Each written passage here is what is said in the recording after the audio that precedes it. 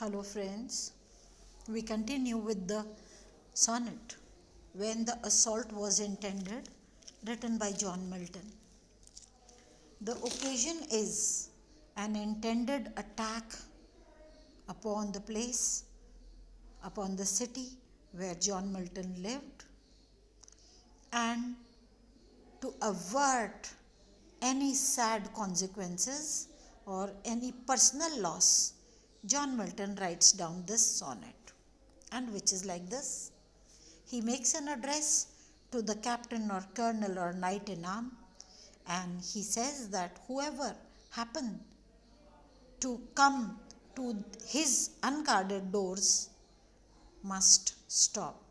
Who has come to attack must stop, because if at all they have done any deeds of honor, it is very unbecoming of them to make an attack on a defenseless person.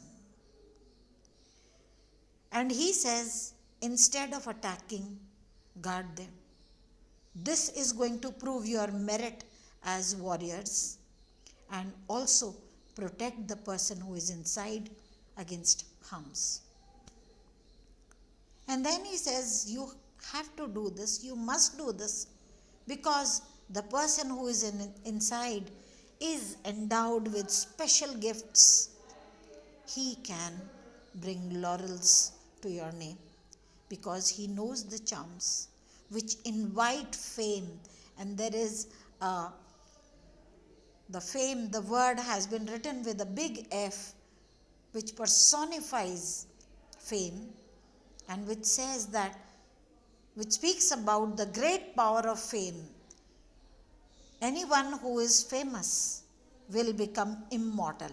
So he says, I know the charms by which I can make you immortal for this gentle act of protecting the person. अंदर के निवासी, इस घर के निवासी को अगर आपने सुरक्षा प्रदान की तो मैं आपको बहुत बड़ा ख्याति प्रदान करवा सकता हूँ. And I can spread thy name over lands and seas, whatever region the sun's bright circle warms. So wherever the sun goes, I can spread your name there. So in the first stanza with the ABBA, second stanza is about the warsomeness, the merit of the invader, and the second stanza is about the merit of the person who is the poet. So these two, the merits of the invader and the merit of the poet sitting inside, are there the subject of the octave, the 8 lines which rhyme as ABBA, ABBA. We now come to the concluding part of the poem, which we will see. Why is it concluding? And it is a sestet comprising of a rhyme scheme which will resonate. So now the poet gives the idea. He says, lift not thy bower. The stanza begins with a verb suggesting an action, commanding an action. The poet has already in the second part of the octave, that is the later 4 lines from 5th to 8th line, he has spoken about his personal powers. After having proclaimed his powers, he says, do not lift thy spear against the muse's bower. Muse is poet, bower is home. Do not lift thy spear against the poet's home. The great Emathian conqueror bid spare the house of Pindarus when temple and tower went to the ground.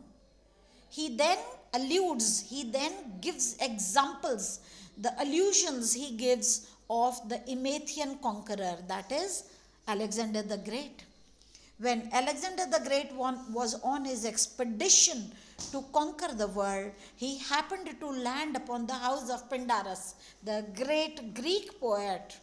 And when he saw that a poet dwelled there, he prevented any harm to come to this place.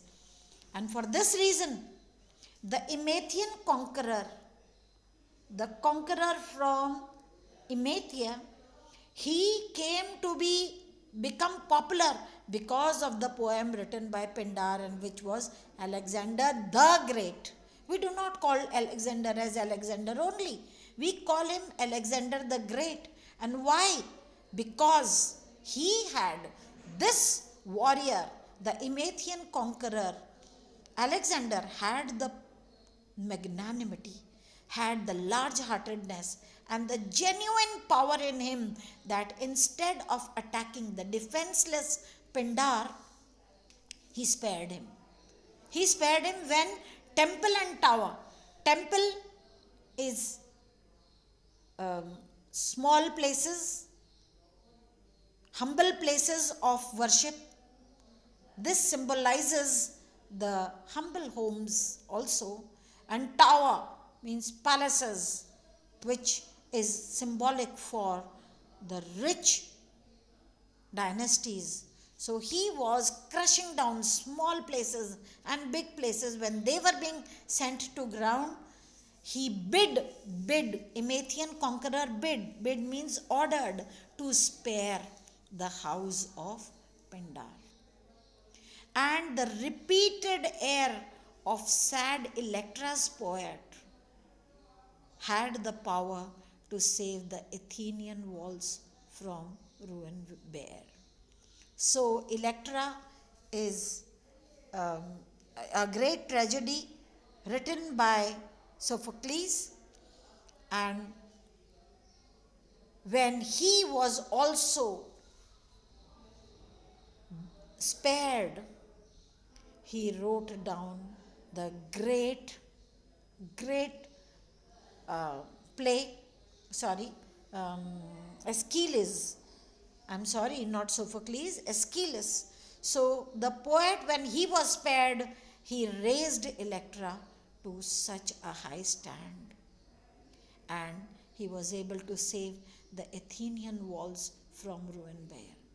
These 6 lines are about, they begin with a suggestion to the invader that he must not lift the spear against the very small home of the poet.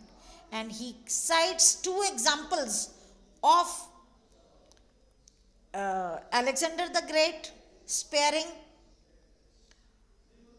Pindar's home and Aeschylus' house being spared by Electra.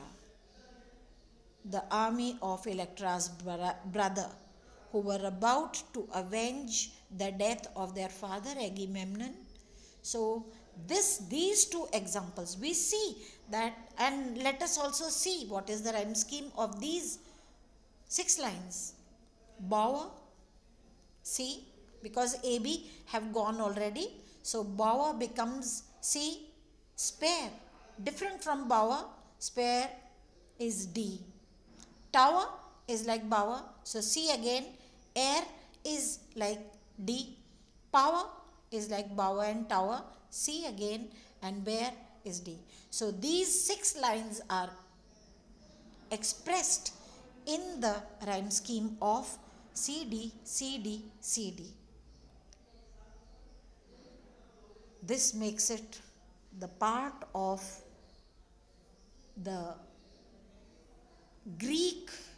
I shall talk to you about the kinds of sonnets separately in a separate lecture, but here you only have to remember that this poem, this sonnet, when the assault was intended, is divided into 2 clear-cut segments. The first 8 lines form octave, and the last 6 lines form a sestet, as against the Shakespearean or the English sonnets, which are comprised of 4, 4, 4 plus 2 format, and this comprises of 8 plus 6 format.